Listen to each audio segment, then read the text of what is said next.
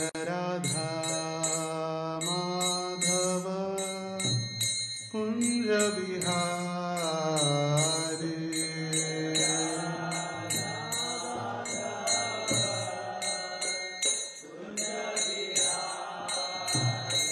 जय राधा माधव कुंज बिहारी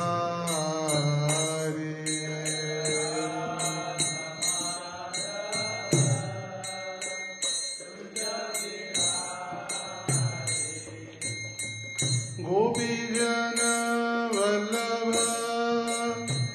गिरिवरधारी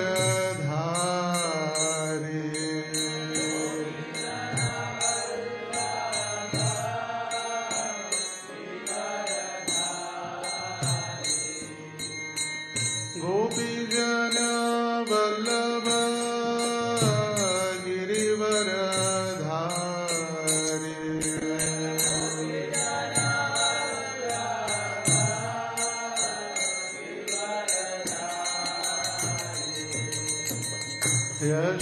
यशोदानंदन ब्रज जन रंजन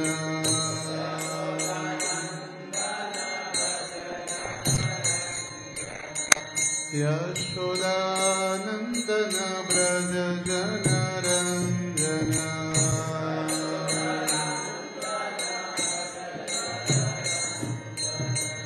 यमुना तीरा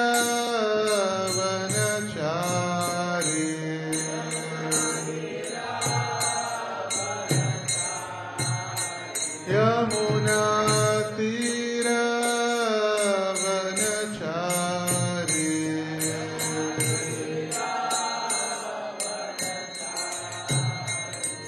जय राधा माधव कुंज बिहारी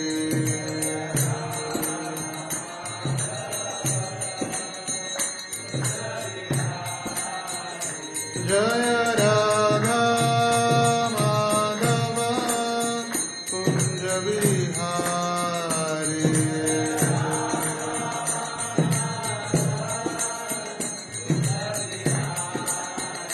जय राधा दामोदर राधा दामोदर राधे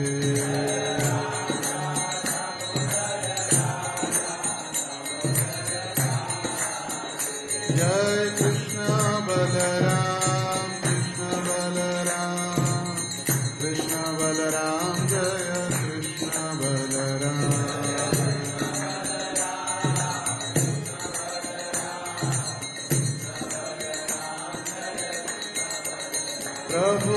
प्रभुपाद प्रभुपाद प्रभुपाद जय जय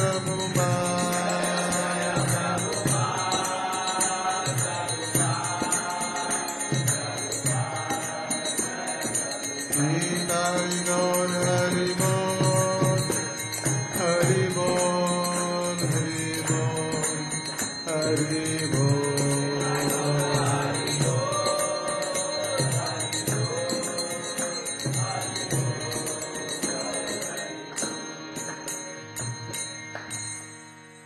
श्री हरिनाम संकीर्तन की जय श्री श्री राधा दामोदर की जय श्रील प्रभुपाद की जय ग्रंथराज श्रीमद्भागवत महापुराण की जय समवेत गौर भक्त वृंद की जय निताय गौर प्रेमानंदे।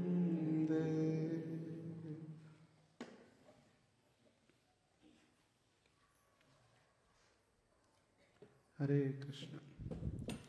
सभी भक्तों का स्वागत है प्रातःकालीन श्रीमद् भागवत कक्षा में। हम अध्ययन कर रहे ग्रंथराज श्रीमद् भागवतम स्कंद 10वां अध्याय 14। अध्याय का शीर्षक है ब्रह्मा जी द्वारा भगवान श्री कृष्ण की स्तुति और आज श्लोक संख्या 38 एवं 39। कृपया पीछे दोहराइए। जानन्त एव जानन्तो किं बहुक्त्या न मे प्रभो मनसो वपुषो वाचो वैभवं तव गोचरः जानन्त एव जानन्तु किं बहुक्त्या न मे प्रभो मनसो वपुषो वाचो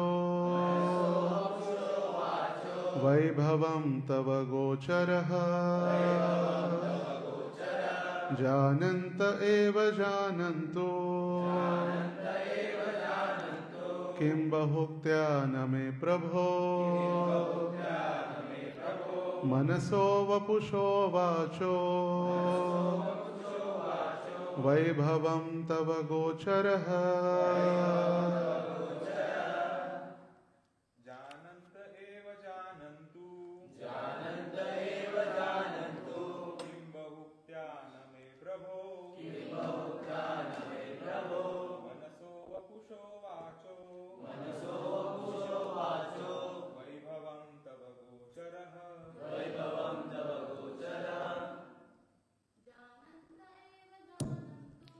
जानन्त एव जानन्तु किं बहुक्त्या न मे प्रभो मनसो वपुषो वाचो वैभवं तव गोचरः। शब्दार्थ दोहराइए। जानन्तः ऐसे व्यक्ति जो सोचते हैं कि आपकी असीम शक्ति से अवगत है, एव निश्चय ही जानन्तु ऐसा सोचा करे, किम क्या लाभ, बहु उक्त्या अनेक वचनों से, न नहीं, मैं मेरे, प्रभो हे स्वामी, मनसः मन का, वपुषः शरीर का, वाचः वाणी का, वैभवम ऐश्वर्य, तव आपकी, गोचरः परिधि में। अनुवाद। ऐसे लोग भी हैं जो यह कहते हैं कि श्री कृष्ण के विषय में सब कुछ जानता हूँ। वे भले ही ऐसा सोचा करे, किंतु जहाँ तक मेरा संबंध है मैं इस विषय में कुछ अधिक नहीं कहना चाहता। हे प्रभु, मैं इतना ही कहूँगा कि जहाँ तक आपके ऐश्वर्यों की बात है वे मेरे मन, शरीर तथा शब्दों की पहुँच से बाहर है। तात्पर्य। उक्त कथन श्रील प्रभुपाद कृत चैतन्य चरितामृत मध्य लीला 21वां अध्याय 27 श्लोक से उद्धृत है। मतलब ये जो अनुवाद है चैतन्य चरितामृत से लिया गया है। श्लोक संख्या 39। अनुजानीहि मां कृष्ण सर्वत्वं त्वेसि सर्वदृक् त्वमेव जगतां नाथो जगदेतवार्पितम्। शब्दार्थ। अनुजानीहि कृपया अनुमति दे, मां मुझको, कृष्ण हे भगवान श्री कृष्ण, सर्वम हर वस्तु, त्वम आप, वेत्सि जानते हैं, सर्वदृक् सर्वदर्शी, त्वम आप, एव अकेले, जगताम सारे ब्रह्मांडों के, नाथः स्वामी, जगत ब्रह्मांड, एतत् यह, तव आपको, अर्पितम अर्पित है। अनुवाद। हे कृष्ण, अब मैं आपसे विदा लेने की अनुमति के लिए विनीत भाव से अनुरोध करता हूँ। वास्तव में आप समस्त वस्तुओं के ज्ञाता तथा दृष्टा है। आप समस्त ब्रह्मांडों के स्वामी हैं, फिर भी मैं आपको यह एक ब्रह्मांड अर्पित करता हूं। तात्पर्य: श्रील प्रभुपाद ने कृष्ण लीला पुरुषोत्तम भगवान में ब्रह्मा जी के वचनों को इस प्रकार उद्धृत किया है। हे प्रभु, यद्यपि समस्त सृष्टि के परम स्वामी आप है, किंतु कभी कभी मैं झूठे ही ऐसा सोच लेता हूं कि इस ब्रह्मांड का मैं स्वामी हूं। भले ही मैं इस ब्रह्मांड का स्वामी हूं, किंतु ब्रह्मांड असंख्य है और उनके अधिष्ठाता ब्रह्मा जी भी असंख्य है, किंतु उन सबके वास्तविक स्वामी आप है। प्रत्येक हृदय में परमात्मा के रूप में आप हर बात के ज्ञाता है। अतः आप मुझे अपना शरणागत सेवक स्वीकार करें। आशा है कि आप मुझे अपने मित्रों तथा बछड़ों के साथ लीलाओं में हस्तक्षेप करने के लिए क्षमा कर देंगे। अब यदि आप अनुमति दे तो मैं तुरंत विदा लेता हूं, जिससे आप मेरी अनुपस्थिति में अपने मित्रों तथा बछड़ों के साथ आनंद मग्न हो सके। यहां सर्वत्वम वेस्य सर्वत्रिक शब्द अत्यंत महत्वपूर्ण है। श्री कृष्ण सब कुछ जानते हैं और हर वस्तु को देखते हैं।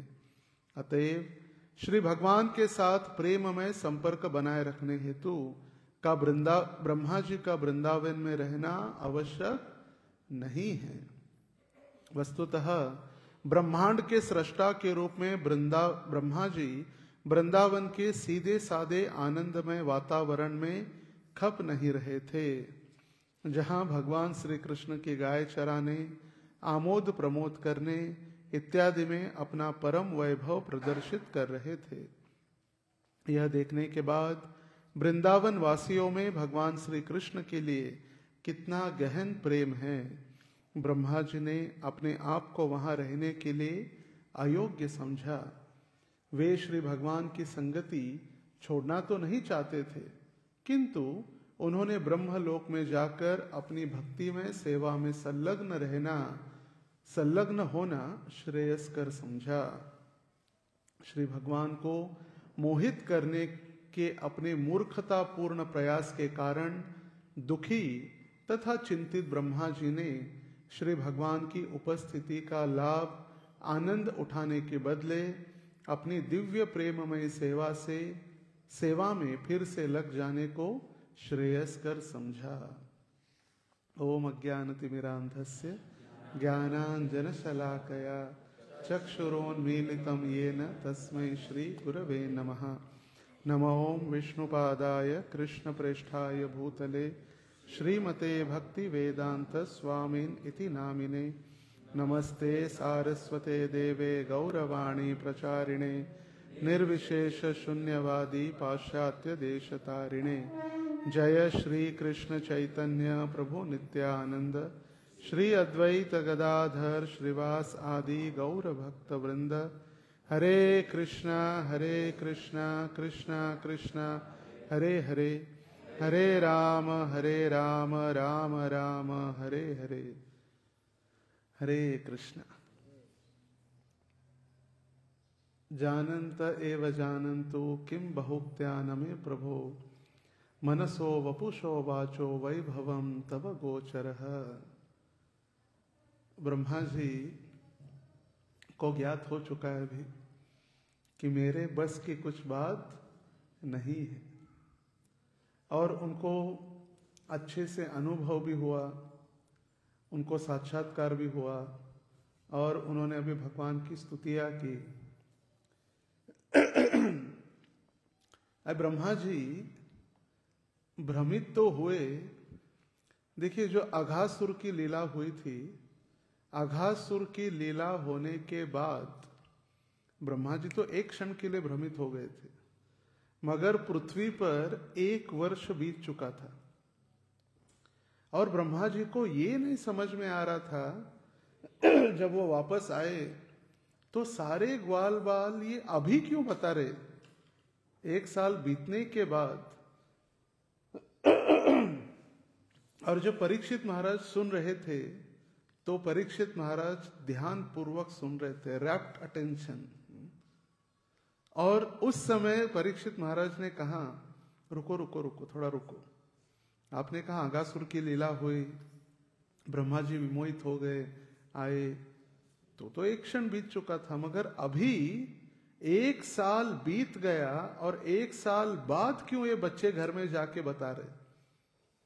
इसका मतलब वो ओरिजिनल बच्चे 1 साल स्वयं भगवान श्री कृष्ण के विस्तारित स्वरूप थे।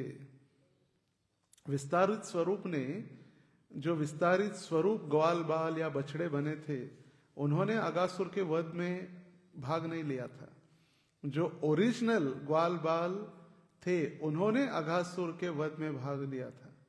तो 1 साल बीतने के बाद क्यों बता रहे, ये बोलिए। और तब सुखदेव गोस्वामी ने ब्रह्म विमोहन लीला का वर्णन किया। बच्चे तो तुरंत बताना चाहिए ना, स्कूल में जो सुबह पढ़ते शाम को जाके बताते, A for apple, B for bat. तो 1 साल बाद क्यों बता रहे?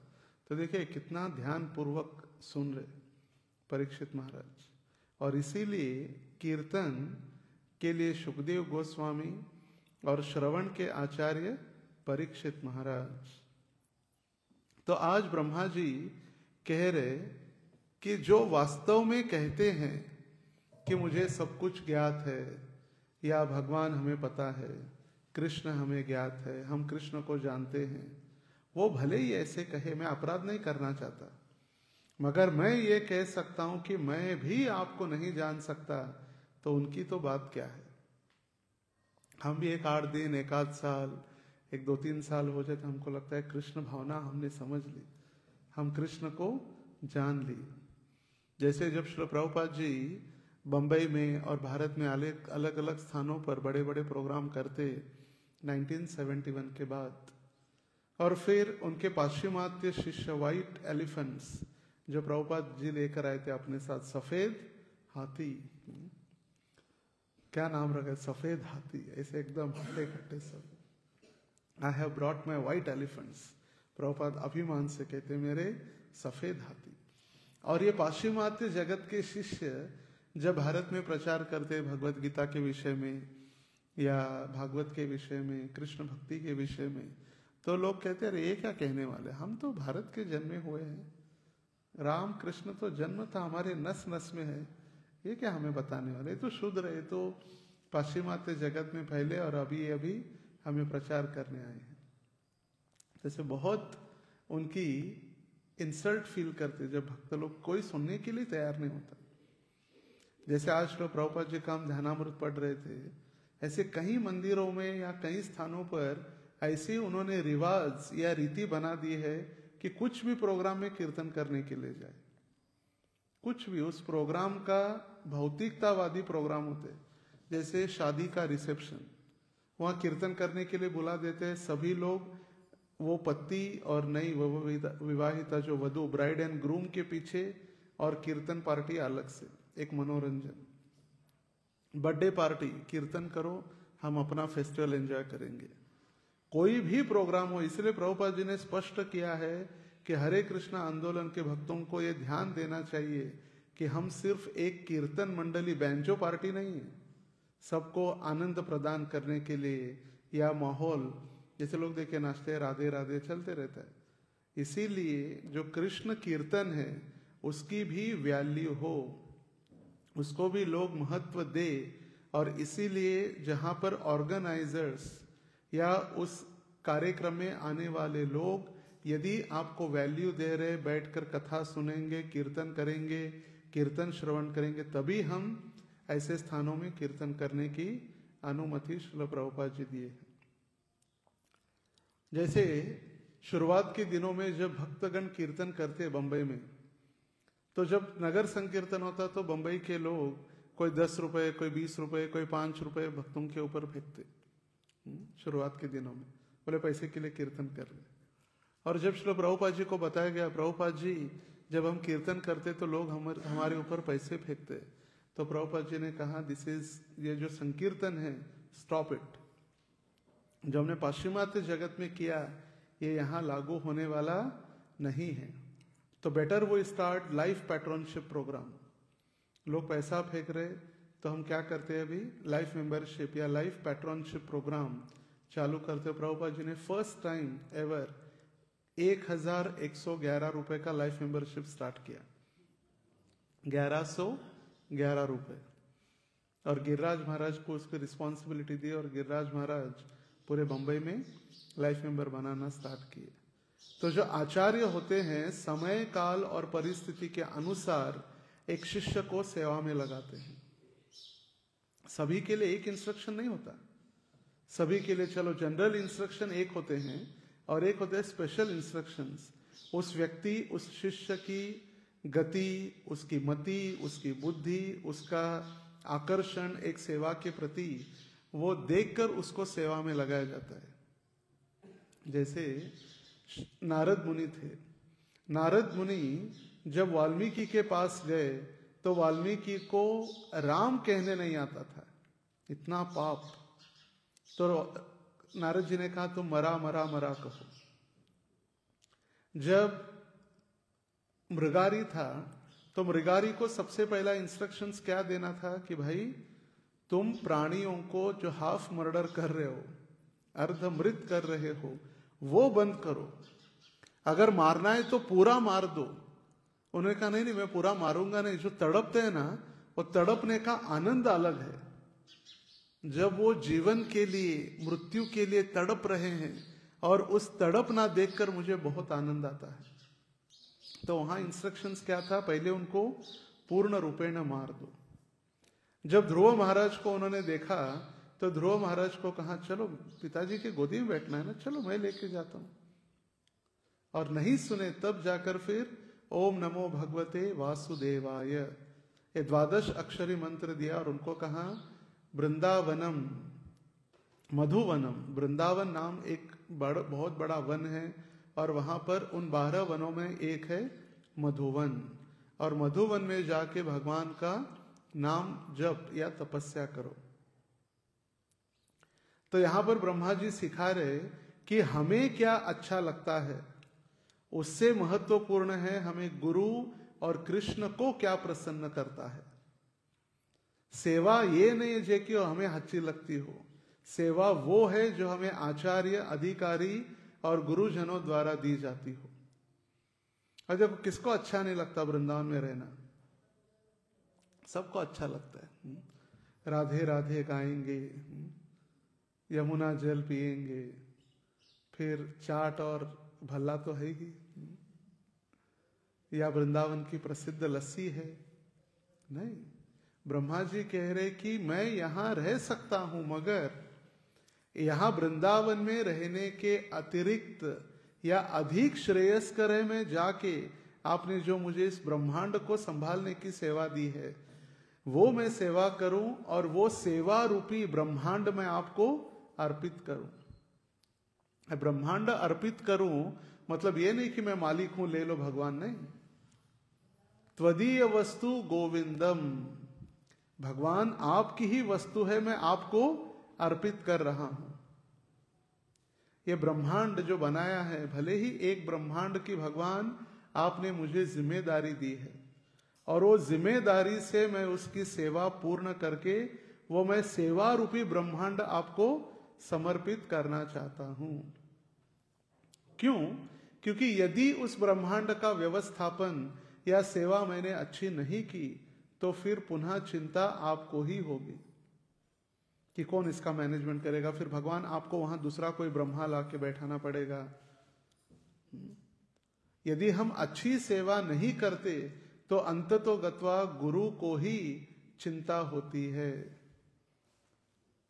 क्योंकि भगवान राधा दामोदर हो या राधा कृष्ण के कोई भी विग्रह हो जो श्रील प्रभुपाद जी ने स्थापित किए या वर्तमान आचार्यों ने स्थापित किए, ये उनकी जिम्मेदारी है कि उनकी सेवा अच्छे से हो। और मंदिर मतलब सिर्फ भगवान के विग्रहों की सेवा नहीं, मंदिर के अंदर जितनी भी सेवाएं हैं वो साक्षात गुरु की सेवा है। क्यों? क्योंकि गुरु ने भगवान को गोलोक धाम से हम जैसे बद्ध जीवों के लिए यहां पर आमंत्रित किया है। और यदि उनकी सेवा ठीक न हो तो फिर चिंता किसको है? गुरु को है। और इसीलिए गुरु जो आदेश देते हैं, चातुर्वर्ण मया सृष्टम गुण कर्म विभागशः, इसीलिए वैदिक सभ्यता में ब्रह्मचारी को गुरुकुल भेजा जाता था। आजीवन ब्रह्मचारी रहे, नैष्ठिक ब्रह्मचारी रहे या गृहस्थ बने, दैट इज सेकेंडरी, मगर नियम था कि 5 साल की आयु जैसी होगी तो उसको गुरुकुल भेजा जाता था। गुरुकुल में कोई भी ब्राह्मण हो, क्षत्रिय हो, वैश्य हो, 3 के लिए गुरुकुल था। तो वहां पर तीनों को एक समान सुविधा दी जाती थी। राजा का पुत्र इसलिए पलंग, फिर क्षत्रिय इसलिए गद्दा और वैश्य इसलिए चटाई, ऐसे नहीं, सबके लिए चटाई, चाहे कोई राजा पुत्र हो या कोई राजकुमार भी क्यों न हो, सभी के लिए एक सुविधा, सभी को एक सेवा, मीनियल सर्विस, क्लीनिंग, कुकिंग। स्वयं भगवान द्वारकाधीश भी जब छोटे बालक थे और सांदीपनि मुनि के आश्रम में आए तो उनको भी सुदामा विप्र के साथ जंगल में लकड़ियां ढूंढने के लिए भेजा गया सांदीपनि मुनि के द्वारा। ऐसे नहीं कि भगवान है या द्वारका के सुपुत्र है या मथुरा के राजा के किसी ने भेजा है, नहीं। और पूरी रात, एक दिन तो लकड़ी समीधा, जिसको यज्ञ के लिए जो लकड़ी उपयोग होती है उसको समीधा कहा जाता है, और ये समीधा लाने गए तब अचानक से रात बरसात होने लगी, अंधेरा हो गया और भगवान और सुदामा दोनों रात भर अंधेरे में रास्ता भटक गए। और उस समय सांदीपनि मुनि को ढूंढने के लिए जाना पड़ेगा, कहाँ गए मेरे 2 शिष्य। देखिए ऐसी भी सेवा। और उस समय उनका इंक्लिनेशन गुरु चेक करते थे कि शिष्य इसका इंक्लिनेशन क्या है।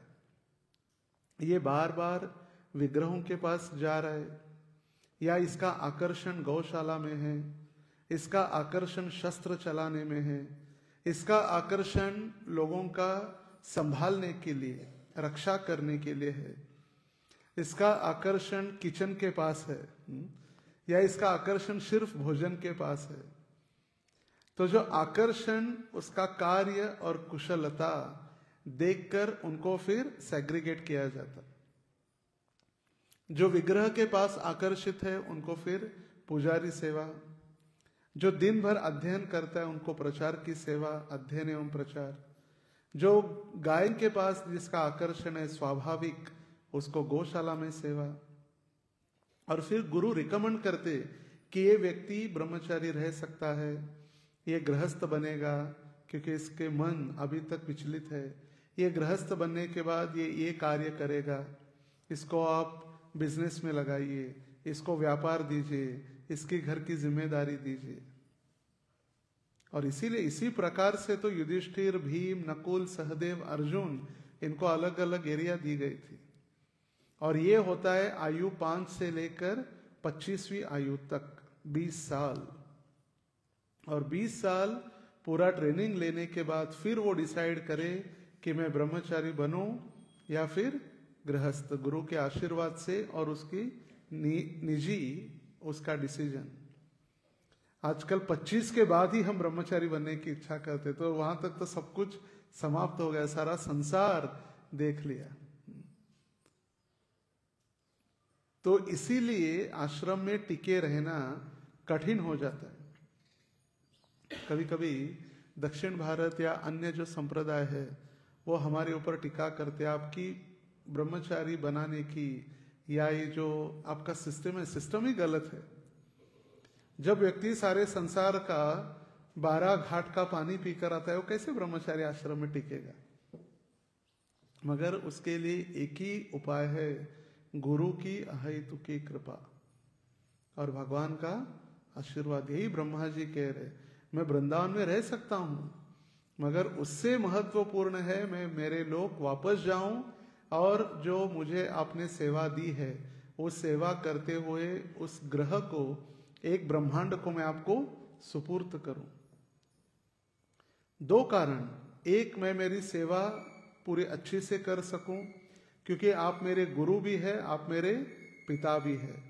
दूसरा, मैं यहाँ रह के आपकी सेवाओं में या आपके आनंद में डिस्टरबेंस नहीं खड़ा करना चाहता। आप अपने ग्वाल बालों के साथ, मित्रों के साथ, गायों के साथ आनंद लेते रहो। देखिए, महत्वपूर्ण सिद्धांत है। हमें जो अच्छी लगती है वो सेवा नहीं है, हमें जो दी जाती है वो सेवा है। कभी कभी भ्रांत धारणा है, हमको लगता है कि दीक्षा हमें लेनी चाहिए। दीक्षा ली नहीं जाती, दीक्षा दी जाती है।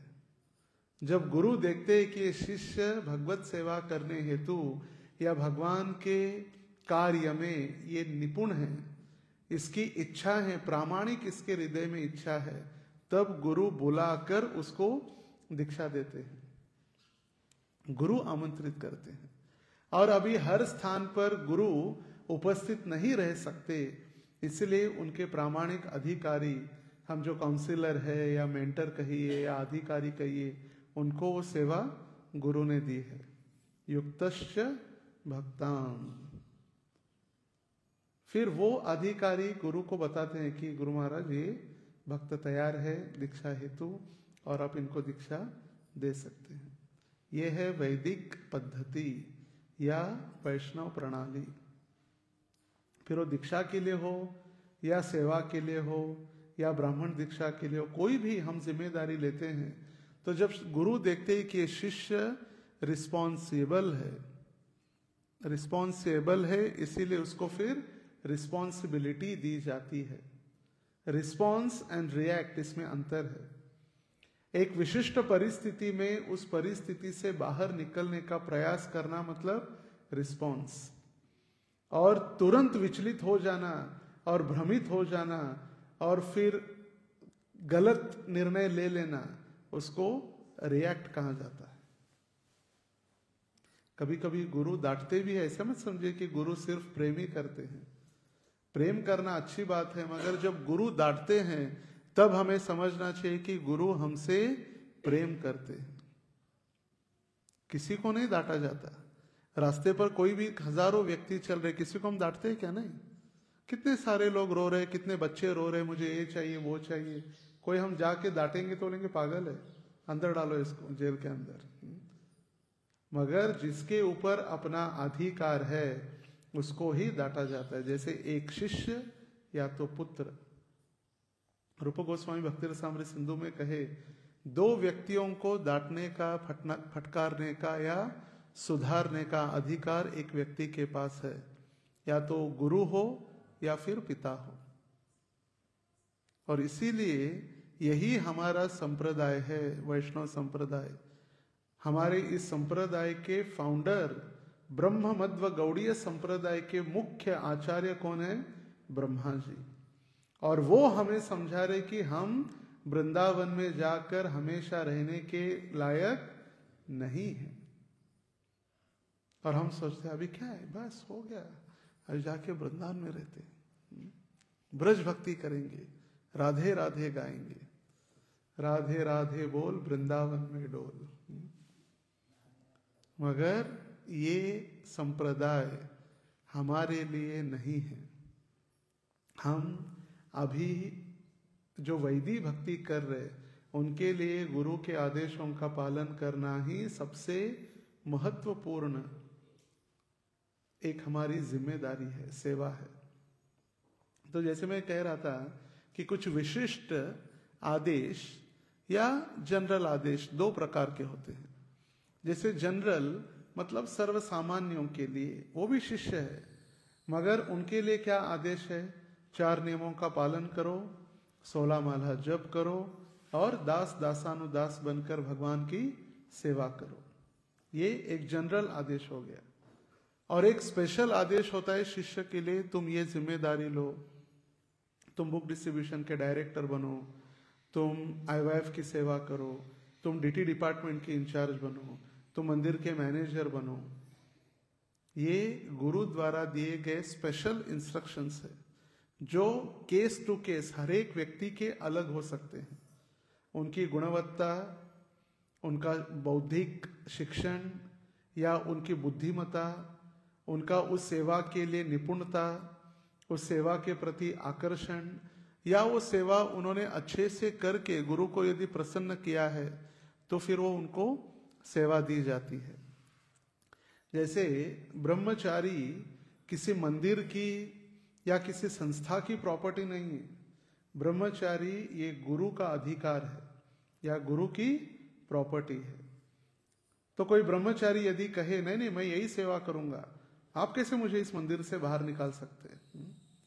नहीं, तो फिर वो ब्रह्मचारी नहीं है, वो धर्म ध्वजी कहलाएगा। धर्म की ध्वजा लेकर घेरवा वस्त्र धारण कर कर, घेरवा वस्त्र तो पहन लिया, झंडा दिखा रहे मैं ब्रह्मचारी हूं, मगर वो ब्रह्मचारी नहीं है, वो व्यभिचारी बन जाता है यदि गुरु के आदेशों का पालन न करे। यदि गुरु कहे कल यहां से नेक्स्ट जहां भी जाना हो, जंगल जाना हो या लंदन जाना हो, हमेशा तैयार रहना आवश्यक होता है। तो ये इंस्ट्रक्शंस कभी गृहस्थों को या जनरल भक्तों को नहीं दिए जाएंगे। अगर गृहस्थों को कहा जाए दीक्षा के बाद सोलापुर छोड़ के आप सभी को लंदन जाना होगा, कोई नहीं लेगा दीक्षा, बोले बहुत डेंजर दीक्षा है, गांव ही छोड़ना पड़ता है। तो इसीलिए special instructions and general instructions.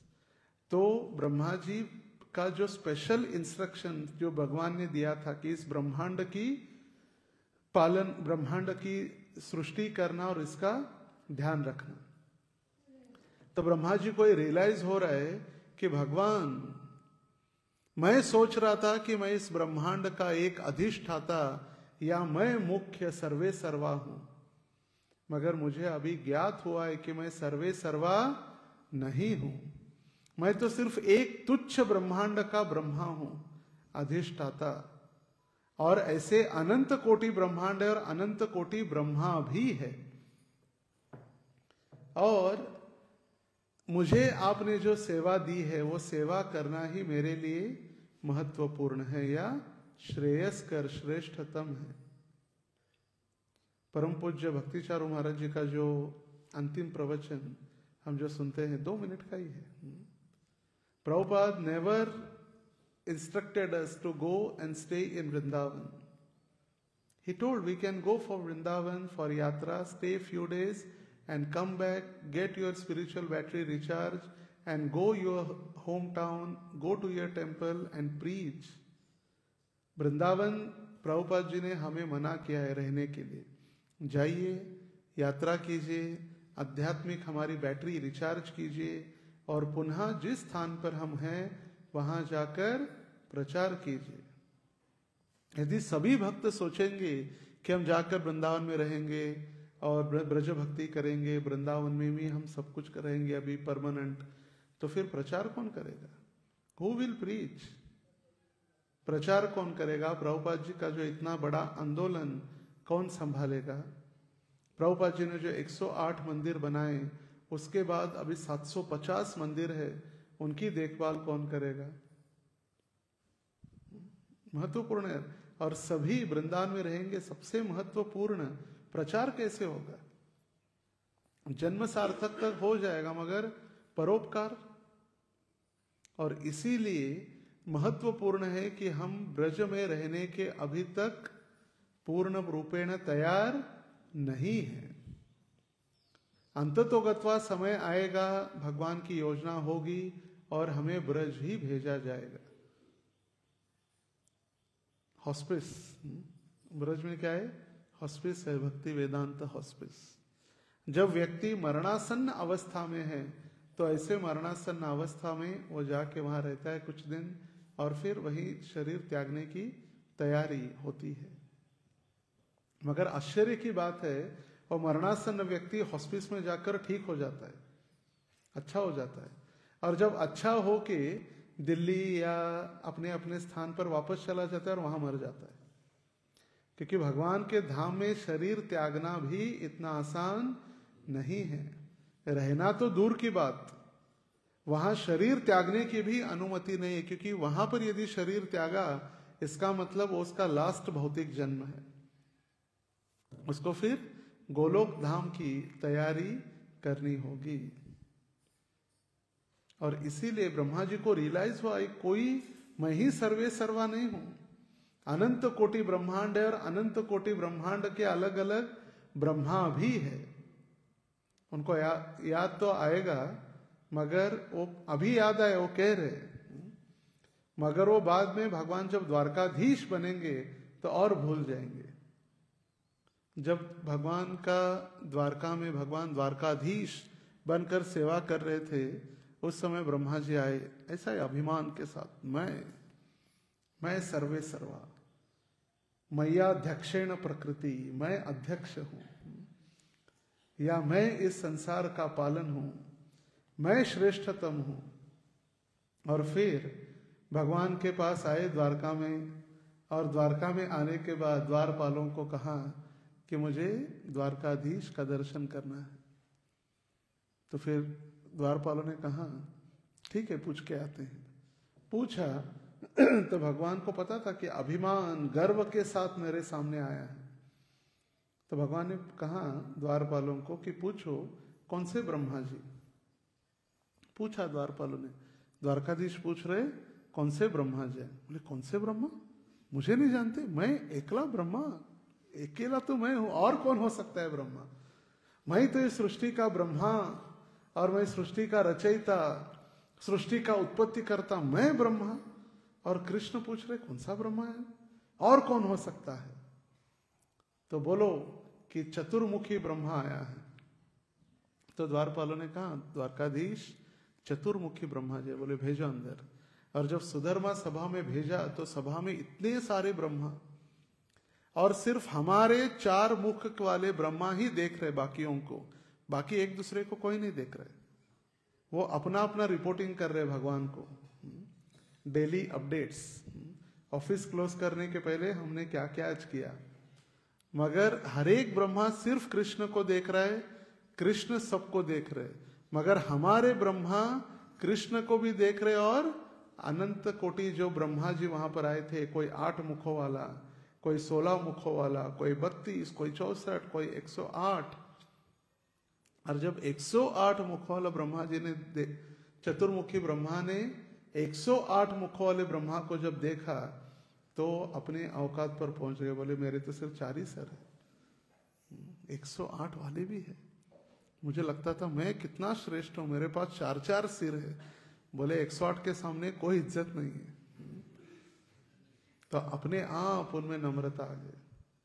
तो वो रियलाइज करके ये जो तात्पर्य श्रील प्रभुपाद जी के पूर्ण पुरुषोत्तम कृष्णा बुक से लिया गया है। और वो कह रहे कि मैं भूल गया और मूर्खतावश मैं मेरे अहंकार के कारण मैं आपकी परीक्षा लेने के लिए आया था। और इसीलिए ब्रह्मा जी यहां पर कह रहे, हे प्रभु वास्तव में जो जानते हैं वे जाने, मैं इस पर अधिक बोलने वाला नहीं हूं, मैं किसी के प्रति अपराध करने वाला नहीं हूं। ब्रह्मा जी ये नहीं कह रहे मुझे पता नहीं तो क्या, सबको थोड़ी पता होने वाला है। मैं सृष्टि का रचयिता हूं, मुझे पता नहीं, और ये साधारण बालक कह रहा है इसको पता है कृष्ण। मैं कुछ नहीं कहने वाला हूं, अपराध से दूर, सुरक्षित अंतर ठेवा, कीप सेफ डिस्टेंस, मैं अपराध नहीं करने वाला हूं। क्योंकि आपका वैभव, अद्भुत लीला और स्वरूप ये मन, वाणी और शरीर के परे है।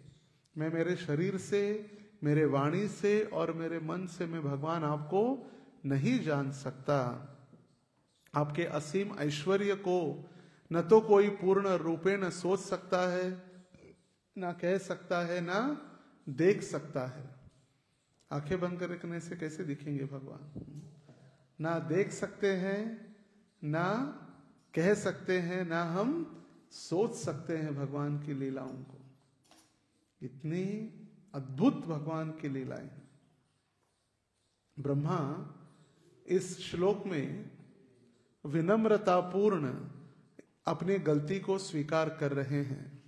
मैंने अपने ज्ञान शक्ति के अहंकार में श्री कृष्ण की शक्ति को परीक्षा करने का प्रयत्न किया, लेकिन अब मैं समझ गया हूं कि आपकी महिमा तो मेरे ज्ञान के पहुंच से बहुत परे है। हम रियलाइज कर पा रहे हम कितने नगण्य और कितने तुच्छ जीव है। इतना बड़ा व्यक्ति, ब्रह्मांड के रचयिता, ब्रह्म भगवान के पुत्र, ब्रह्मा भगवान के नाभि से प्रकट हुए स्वयंभू ब्रह्मा कह रहे कि मैं नगण्य हूं। मेरा शरीर, मेरी वाणी और मेरा मन भगवान आपको नहीं जान सकता, मैं असमर्थ हूं। और हम कहते हैं हम समर्थ है, स्वामी समर्थ। हम स्वामी बन जाते हैं और हम फिर कहते हैं कि हम समर्थ बन गए। ब्रह्मा जी कह रहे भाई मैं नहीं समर्थ नहीं हूं, मैं असमर्थ हूं। और ब्रह्मा जी के इस नम्रता के कारण भगवान की अगम्यता हम देख सकते हैं। भगवान की महिमा को तो न बुद्धि से समझा जा सकता है, न इंद्रिया हमारी अनुभव कर सकती है, न वाणी उनका वर्णन कर सकती है। वे केवल अनुभव और भक्ति से ही जाने जा सकते हैं, तर्क और ज्ञान से नहीं। सिर्फ भगवान की भक्ति और हमारी कृष्ण भावना या कृष्ण चेतना से ही भगवान को जाना जा सकता है। हम बड़े बड़े तर्क पढ़ेंगे, हम कर्म करेंगे और भगवान को आना ही होगा। मैं तपस्या करूंगा, देखता हूं कैसे नहीं भगवान आएंगे। भगवान देखेंगे भी नहीं, आना तो दूर की बात है। सिर्फ देवी देवता आ सकते हैं हमारी कठोर तपस्या को देखकर। जैसे 60,000 वर्ष मंदार पर्वत पर हिरण्यकशिपु ने तपस्या की। ओम ब्रह्मणे नमः, एक पैर के ऊपर खड़ा रहकर दोनों हाथ ऊपर। और ऐसी तपस्या 60,000 वर्ष, तो पूरा शरीर चींटियों ने, कीड़ों ने खा के खत्म कर दिया। सिर्फ हाडांचा सांगाड़ा, स्केलेटन वहां पर बचा। मगर फिर भी, और पूरा वो चींटियों ने खा के वहां पर क्या कहते, वारुड़ जो होता है ना, चींटियों का घर, वाल्मीकि तैयार हो गया। और वाल्मीकि से आवाज आ रहा था ओम ब्रह्मणे नमः। और अग्नि जैसे प्रज्वलित हो रही थी उससे, इतनी शक्ति। और फिर ब्रह्मा जी आए, उन्हें देखा मेरा एकमात्र भक्त हिरण्यकशिपु तपस्या कर, इतनी कठोर तपस्या। जय हो जय हो, जय जयकार करने लगे। आवाज तो आ रही मगर दिख नहीं रहा है। तो फिर कमंडल से जिल लेकर थोड़ा छिड़क दिया, उसको नव यौवन शरीर प्राप्त हुआ।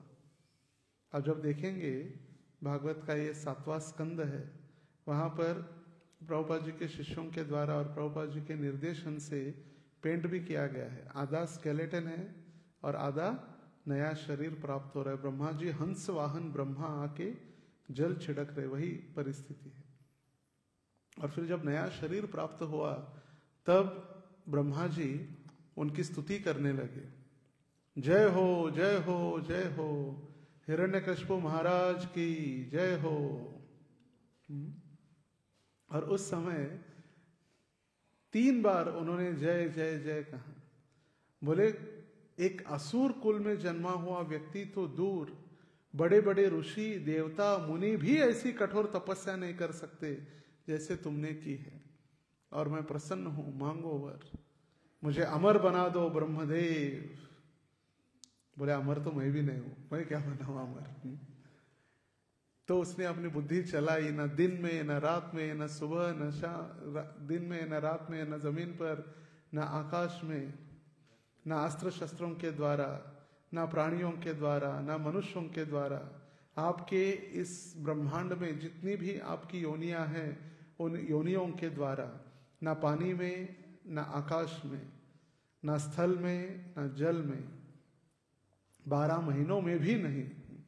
जितनी बुद्धि चलानी थी दुर्बुद्धि उसने चला ली, मगर भगवान उससे अधिक और बुद्धिमान है, क्योंकि बुद्धि देने वाले वही है, बुद्धि का पावर हाउस। भगवान को गोलियां नहीं खानी पड़ती, शंख पुष्पी इत्यादि बुद्धि बढ़ाने के लिए या याद रखने के लिए। भगवान ने सब कुछ याद रखा था, उसने क्या क्या कहा है। और इसीलिए 12 महीने भी नहीं तो फिर 13वां पुरुषोत्तम अधिक मास भगवान ने प्रारंभ किया। 84 लाख योनियों में ऐसा कोई जीव नहीं जो मुझे मार सकता है। तो फिर भगवान क्या बने? नर सिंह, आधा नर और आधा सिंह। ब्रह्मा जी भी डर गए, बोले ऐसा तो मैंने तैयार ही नहीं किया था कुछ, मेरे 84 लाख के लिस्ट में ये तो है ही नहीं ऐसा अवतार। तो फिर भगवान देखिए, भगवान की बुद्धि को कोई ललकार नहीं सकता। और रियलाइज हो रहा है ब्रह्मा को कि भगवान मैंने बहुत बड़ा अपराध किया है, और इसीलिए मैं अभी आपसे विदा लेने की अनुमति चाहता हूं। चले जाने के बाद मैसेज नहीं भेजा मैं चला गया हूं। This is called permission and information. हम चले जाते और बोल देते हैं हम चले गए, वो नहीं भेजते। हम जो पूछते हैं कहाँ है भक्त ब्रह्मा जी, कहाँ गए हमारे, तब ब्रह्मा जी कहते हैं हम पहुंच गए ब्रह्मलोक। अनुमति, सबसे पहले ब्रह्मा जी अनुमति मांगने आए हैं कि भगवान मुझे अनुमति दीजिए। जितना कोई भगवान को जानता है उतना ही वह विनम्र हो जाता है। ब्रह्मा जो सृष्टि के स्वामी है वो स्वयं कह रहे मैं कुछ नहीं जानता, यही वास्तविक ज्ञान का लक्षण है। विद्या विनय न शोभते, व्यक्ति विनयी नम्र बन जाता है। जैसे भक्ति विनोद ठाकुर कमल मंजरी है, और कमल मंजरी भक्ति विनोद ठाकुर कह रहे कि मैं भगवान क्या जान सकता हूं आपको, मेरा जीवन पूरा पाप में चला गया। आमार जीवन सदा पापे रत, नाही को पुण्येर लेश, परेर उद्वेग दियाची एक अथो, दियाची जीवे रक्लेश। थोड़ा सा भी, एक रंच मात्र भी हमारे जीवन में हमने पुण्य नहीं किया है। कौन कह रहा है? भक्ति विनोद ठाकुर। कौन है? कमल मंजरी। गोपीनाथ मम निवेदन शूनो, विषय दुर्जन सदा कामरत, किछु नाही मोर गुण गोपीनाथ।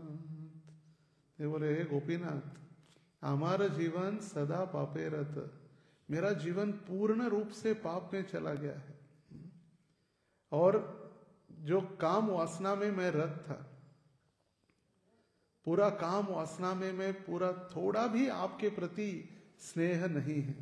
मम निवेदन सुनो, विषयी दुर्जन, मैं दुष्ट हूं, विषयी हूं, और मेरा पूरा जीवन किसमें गया है? काम वासना और इंद्रिय तृप्ति में गया। हुआ ऐसे नहीं, वो भगवान को जान लिए इसीलिए ऐसे कह पा रहे हैं, और इसीलिए उनको सप्तम गोस्वामी कहा गया, 7th गोस्वामी। 24 घंटे में सिर्फ 2 घंटे सोते थे रात में, सिर्फ 2 घंटे। उनका दिनचर्या देखेंगे तो फिर हम हिल जाएंगे। एक गृहस्थ का ऐसे स्केड्यूल हो सकता है, अगर वो फिर संन्यास और या वैराग्य पालन करेंगे तो फिर क्या होगा? कितनी कठोर तपस्या करेंगे। भक्ति विनोद ठाकुर का भी एक छोटा कमरा है उनके घर में, स्वानंद सुखद कुंज। वो उस कमरे में बैठकर, छोटा सा 5 या 6 बाय 6 का कमरा है ऊपर उनके बेडरूम के बाजू में, उसको बंद करके 3 लाख नाम उन्होंने जप किया है। 3 लाख हर रोज, हरिदास ठाकुर जैसे 192 माला जप। और वही तो शक्ति प्रदान करता है। हम साधना नहीं करेंगे, सेवा नहीं करेंगे, और हम कहेंगे हम शुद्ध भक्त है, या हमारी कैटेगरी शुद्ध भक्तों की है। क्यों? क्योंकि हमने सिर्फ ऐसे ही दिन व्यतीत किए हैं संस्था में, नहीं।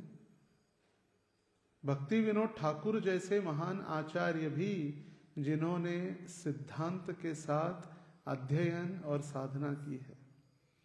गौर किशोर दास बाबा जी के लिए भक्ति सिद्धांत सरस्वती ठाकुर क्या कहते?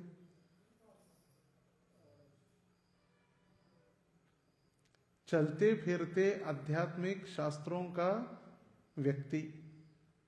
वैदिक कुछ शब्द है, एनसाइक्लोपीडिया, वॉकिंग, चलने वाला, सारे शास्त्रों का भंडार कौन है? गौर किशोर दास बाबा जी। और वो कहते कैसे रहते थे? अज्ञानी के जैसे, पागल के जैसे। और भक्ति सिद्धांत सरस ठाकुर ने कहा दीक्षा लूंगा तो इनसे ही लूंगा। उन्होंने कहा मैं इतना पढ़ा लिखा हूँ, फ्रेंच बोल सकता हूँ, अंग्रेजी बोल सकता हूँ।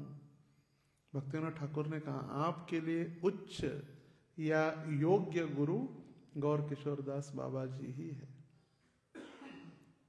तो ऐसे महान आचार्यों की परंपरा में हम हैं। यह श्लोक हमें सिखा रहा है कि भगवान को समझने का मार्ग भक्ति है, ना कि केवल तर्क या ज्ञान।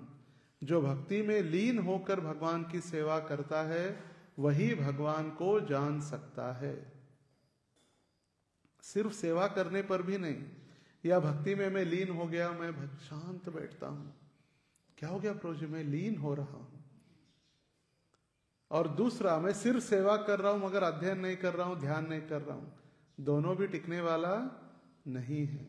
और फिर सेवा एक कर्म हो जाएगा, सेवा नहीं रहेगी, एक कर्म। और इस श्लोक में जो ब्रह्मा जी कह रहे उसका सारांश 3 बातें ब्रह्मा जी स्वीकार कर रहे इस 39वें श्लोक में। नंबर 1, भगवान श्री कृष्ण की असीमता और अगम्यता। असीमता मतलब भगवान कोई सीमा नहीं है, असीमित। अभिज्ञ स्वराट, वो इतने स्वराट है कि कोई उनको जान नहीं सकता। डॉक्टर बनने के बाद हम नहीं जान सकते। तो असीमितता या अगम्यता, अभिज्ञ स्वराट, भगवान की सीमा हम नहीं जान सकते। नंबर 2, हम अपनी सीमितता को भूल जाते हैं। हमारी जो अपूर्ण इंद्रियां हैं या हमारी लिमिटेशंस है उसको हम भूल जाते हैं और हमको लगता है हम ही सर्वे सर्वा है। मय्याध्यक्षेण प्रकृति, मैं अध्यक्ष हूं, मैं इन परिवार का ध्यान नहीं रखा तो क्या खाएंगे, मैं इन्हें छोड़कर चला गया तो इनका रक्षण कौन करेगा? कोई नहीं, 4 दिन बाद फोटो ही लग जाएगा और लोग 8-10 दिन बाद भूल भी जाएंगे। आपको क्या लग रहा है, आप घर में रहेंगे तो पूरा आपको याद रखा जाएगा? कुछ नहीं, कोई फ्री में खिलाएगा नहीं, कोई हमारी सेवा अहितु की अप्रतियता करने वाला नहीं है। सिर्फ भगवान ही है जो हमने क्या क्या किया उसका 100% ज्ञात रखते हैं। इस भौतिक संसार में हम किसी के लिए 99 अच्छे काम करो, एक थोड़ा गलत हो गया तो 99 तुरंत भूल दिए जाते हैं, भुला दिया, बस 99 भूल दिए जाते हैं और सिर्फ एक याद रखा जाता है। भगवान ऐसे नहीं है, भगवान 99 हम गलती करते हैं, एक भी बार उनको हम कहते हैं भगवान हम आपके हैं तो वो भगवान याद रखते हैं। जैसे मुझे कथा याद है, एक व्यक्ति था, बहुत पापी था और उसने जीवन में एक अच्छा कर्म किया था, इसने एक भूखे को कुछ खाने के लिए दिया था, बस पूरा जीवन उसने एक भी सत्कार्य नहीं किया था, सत्कर्म। और जब उसकी मृत्यु हुई तो वो यमलोक लेकर गए और यमलोक जाने के बाद उसको यम यातना या नरकीय यातना भुगतने के लिए तैयार कर रहे थे। तो जब उसका रिकॉर्ड देखा गया तो उसने एक अच्छा काम किया था। क्या? भूखे को भोजन। बोले क्या इच्छा है? बोलो। एक अच्छा काम किया, उसके लिए आनंद चाहिए कि पहले पाप भोगना है? बोले नहीं, आनंद भोगना है। बोले क्या इच्छा है? बोलो। बोले मुझे भगवान से मिलना है, एक बार भगवान का दर्शन करना है। बोले भगवान को पूछना है इसका फल क्या मिलेगा मुझे डायरेक्ट भगवान से पूछना है। बोले ठीक है चलो। और यमदूत लेकर गए भगवान के पास। भगवान आपको ये पूछने हैं कि मैंने एक भोजन दिया है, उस भोजन को क्या मुझे फल प्राप्ति होगी? तो भगवान के पास जब गया और फिर भगवान को पूछा गया तो भगवान कहे क्या आप देखो, यमदूत वगैरह जो भी नियम है देखो। तो फिर वो इतना बुद्धिमान था, उसने कहा मैं अभी वापस कैसे जा सकता हूं भगवान, मैं तो अभी वैकुंठ में आ गया हूं।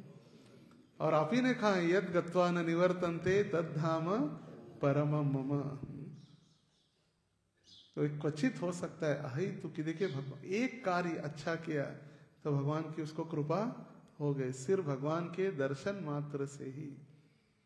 क्योंकि भगवान का जब दर्शन होता है तब इस भौतिक संसार का पुनरपि मरणम पुनरपि जननम पुनरपि जननी जठरे शयनम, ये जो चक्र है वो चक्र बंद हो जाता है। और इसीलिए कुंती महारानी तो भगवान को प्रार्थना करे कष्ट दीजिए भगवान, कष्ट देंगे तो क्या होगा, आपका स्मरण होगा, और आपका स्मरण तीव्रता से होगा तो आपका दर्शन होगा। और एक बार यदि आपका दर्शन होगा तो फिर पुनः इस जन्म मृत्यु के चक्र का दर्शन करने की आवश्यकता नहीं है। विपदः संतुत शश्वत तत्र तत्र जगद्गुरो भवतो दर्शनम यस्यात्। एक बार यदि आपका दर्शन हो गया तो अपुनर्भव दर्शनम, ये पुनः पुनः जो घूमने वाला चक्र है, ये चक्र हमेशा के लिए समाप्त हो जाएगा। ऐसा कोई है दयालु इस संसार में? कौन है? 99 आपने अच्छा किया, एक गलत किया तो तुरंत न्यूज़पेपर में आएगा ये व्यक्ति ने ऐसा किया, या उसको अपने ही छोड़कर चले जाएंगे जिनको आपने 99 बार प्रेम दिया।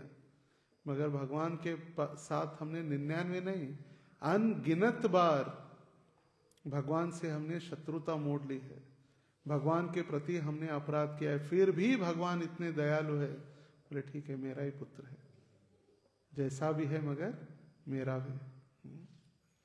कि कहाँ जाएगा भगवान को छोड़कर? लास्ट में राम नाम सत्य है ही बोलना होगा, कितना भी वो निष्ठुर हो, पापी हो, या कितना भी वो दुष्ट प्रवृत्ति का हो। मगर लोग कहते अच्छा था, बस बोलने के लिए कहते, मगर अंततो गत्वा राम नाम ही सत्य हो जाता है। तो ब्रह्मा जी कह रहे मेरा मन, मेरी वाणी, मेरा शरीर भगवान तक कभी पहुंच नहीं सकते। काया, वाचा और मन के द्वारा में भगवान आपको नहीं जान पाता। इसका अर्थ है कि भगवान की वास्तविक सत्ता बुद्धि से नहीं, भक्ति से जानी जा सकती है। बुद्धि से हम भगवान को नहीं, किससे? सिर्फ शुद्ध भक्ति से। श्री कृष्ण आकर्षिणी सह, सिर्फ भगवान को शुद्ध भक्ति ही आकर्षित कर सकती है। जब ब्रह्मा जी ने अनुभव किया कि उनकी परीक्षा असफल रही, तब उनके ज्ञान का परिणाम विनम्रता में बदल गया। जो अपने आप को बहुत पंडित समझते थे, अहम भाव, भगवान के सामने सब अहंकार चूर चूर हो गया, नष्ट हो गया। और नष्ट होने के कारण ब्रह्मा जी अभी नम्र बन गए हैं।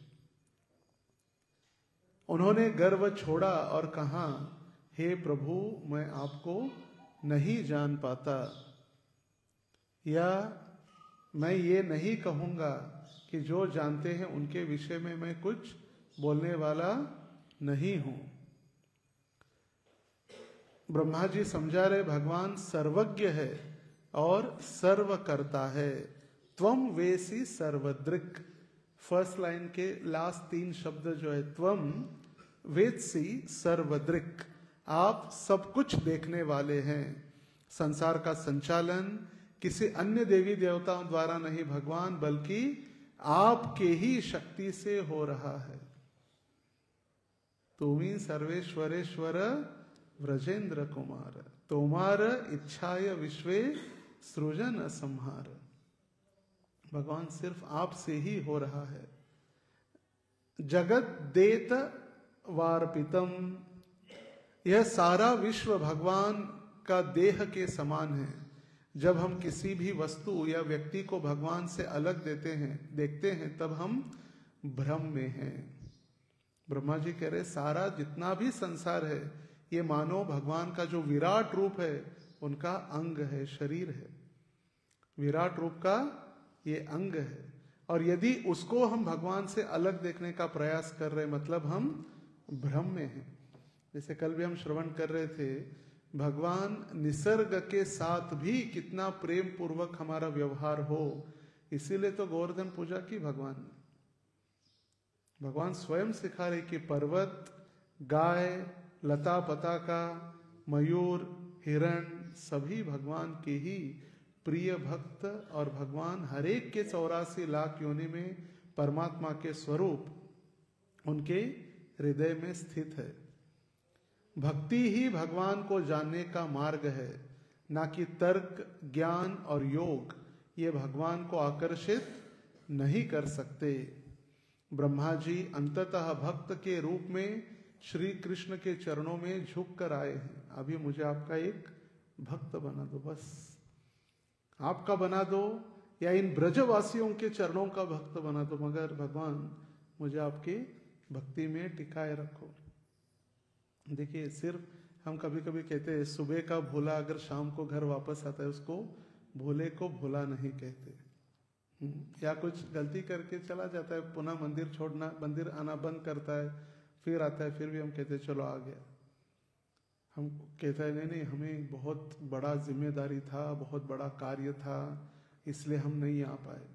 अब ब्रह्मा जी जैसे तो व्यस्त नहीं है, जिनको पूरा ब्रह्मांड का संचालन करना है, वो ब्रह्मा सारा 12 घाट का नहीं, पूरे ब्रह्मांड के घाट का पानी पीकर पुनः भगवान के चरणों में आकर समझ गए मेरी औकात क्या है, भगवान आपका भक्त ही मुझे बनाए रखे।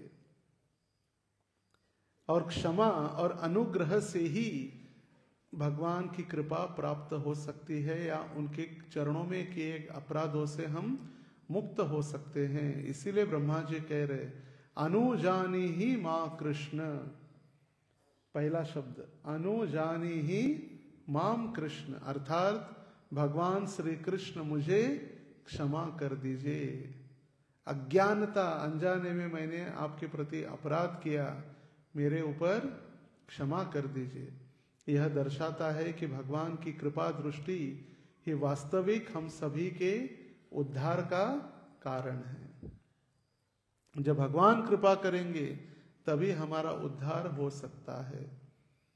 हम सोच रहे हम उद्धार करेंगे हमारे माता पिता का, हमारे पत्नी का, हमारे परिवार के सदस्यों का, हमारे देश का, हमारे राष्ट्र का, हमारे मराठवाड़ा का, मराठवाड़ा को मुक्त कराएंगे। कुछ नहीं होने वाला है। जब तक भगवान हमारा उद्धार नहीं करेंगे तब तक कोई हमारा उद्धार नहीं कर सकता। ये रियलाइजेशन ब्रह्मा जी को हो चुका है, और इसीलिए हमें शुद्ध भक्ति के पद चिन्हों पर चलते हुए शुद्ध भक्ति का जब हम मार्ग स्वीकार करेंगे, तब अपने आप जितने हम आश्रित हैं उन आश्रितों को इस भौतिक संसार से, बंधन से मुक्त करा सकते हैं। और यदि हम उतने सक्षम नहीं हैं कि हमारे ऊपर आश्रित जो लोग हैं उनको बंधन से मुक्त करे, तब तक हमें कोई गुरु, पिता, माता, स्वजन बनने का अधिकार नहीं है। For the name sake we cannot increase our so-called disciples and sons and relatives, नहीं। यदि हमारे पास इतनी शक्ति क्षमता नहीं है तब तक हमें माता पिता गुरु बनने का कोई अधिकार नहीं है। माता न सस्यात्, पिता न सस्यात्, स्वजनो न सस्यात्, न गुरो न सस्यात्। यदि समुपेति हिम मृत्युम, उनको जन्म मृत्यु के चक्र से हम छुटकारा नहीं प्राप्त करा सकते। तो निष्कर्ष, समग्र निष्कर्ष इन दोनों श्लोकों का यही है कि जब ब्रह्मा जैसे ज्ञान के सागर भी अंत में कह रहे कृष्ण आप ही सबके स्वामी हैं और मैं कुछ नहीं जानता, तब हमें भी समझ लेना चाहिए कि भगवान को जानने का सच्चा मार्ग है भक्ति, प्रेम और विनम्रता। भक्ति, प्रेम और विनम्रता के बिना हम भगवान को कभी भी नहीं जान सकते। 3 चीजें बता रहे ब्रह्मा जी। नंबर 1 क्या है? भक्ति। नंबर 2 प्रेम, और तीसरा विनम्रता। कोई भक्ति कर सकता है, वो तो मैं तो भक्ति कर रहा हूं, मैं तो हर रोज भक्ति कर रहा हूं, नाम जप, कड़क नियमों का पालन कर रहा हूं, मगर प्रेम नहीं है, वो अधूरा है। कोई व्यक्ति भक्ति भी कर रहा है और कठोर है, वो नम्र नहीं है, तो भी वो अधूरा है। जैसे गुरु, साधु और शास्त्र के बिना भक्ति अधूरी है, वैसे भगवान की कृपा प्राप्त करने के लिए यदि भक्ति, प्रेम और नम्रता नहीं है तो फिर ये अधूरा है। कोई एक से हम पूरा 100% हम कार्य कर रहे, लग रहा है, हमें प्रतीत हो रहा है कि हम भक्तिमय कार्य कर रहे, मगर वो कार्य करते हुए प्रेम और नम्रता नहीं है, तो वो प्रेम दिखावा है। हम भगवान का प्रेम प्राप्त नहीं कर सकते जब तक हमारे पास नम्रता और भक्ति नहीं है। हम नम्र है मगर हम भक्त नहीं है, क्या फायदा? नम्रता तो बहुत है, हम हर रोज पूरा दंडवत डाल रहे, मगर भक्तों के प्रति प्रेम नहीं है, तो फिर कहां से भक्ति आएगी? दिखावा है नम्रता का, हाथ जोड़ रहे, दंडवत कर रहे, प्रणाम कर रहे, मगर प्रेम नहीं। इसलिए प्रेम भी होना चाहिए, नम्रता भी चाहिए और फिर भक्ति भी चाहिए। लोग कहते हैं भक्ति करेंगे, हमें क्या जरूरत है प्रेम भी, हम क्या भक्तों से प्रेम कर रहे हैं, सब फालतू लोग। समाप्त। उसने भक्ति समझी नहीं है। जब तक भक्तों से प्रेम, भगवान से प्रेम, भक्तों से मित्रता, अज्ञानियों के ऊपर कृपा और जो अपराधी है उनसे सुरक्षित अंतर रखना, यही मध्यम अधिकारी का लक्षण है। और इसीलिए ब्रह्मा जी निष्कर्ष में बता रहे कि भगवान को जानने का सबसे सरल और एकमात्र मार्ग मतलब भक्ति, प्रेम और विनम्रता। हरे कृष्णा कृष्णा कृष्णा हरे हरे, हरे राम राम राम हरे हरे। तो हमारी ब्रह्म स्तुति हमने जो प्रारंभ की थी, हमें लग रहा था कि हम समाप्त कर पाएंगे कि नहीं, मगर भगवान की अहेतुकी कृपा और ब्रह्मा जी के आशीर्वाद से ही कल उत्सव शुरू होने के पहले अंतिम श्लोक है और कल ब्रह्म स्तुति पूर्ण हो जाएगी। फिर 3 दिन, क्षमा कीजिए 2 दिन, एक और 2 दिन, सैटरडे संडे, हम परम पूज्य भक्ति रसामृत स्वामी महाराज जी के द्वारा भागवत श्रवण करेंगे। और फिर पुनः, अभी तो ब्रह्मा स्तुति हुई, इसके बाद क्या हुआ ये वर्णन हम सोमवार से फिर आगे उसका श्रवण करने का हम प्रयास करेंगे। श्रील प्रभुपाद की जय, ग्रंथराज श्रीमद् भागवतम की जय।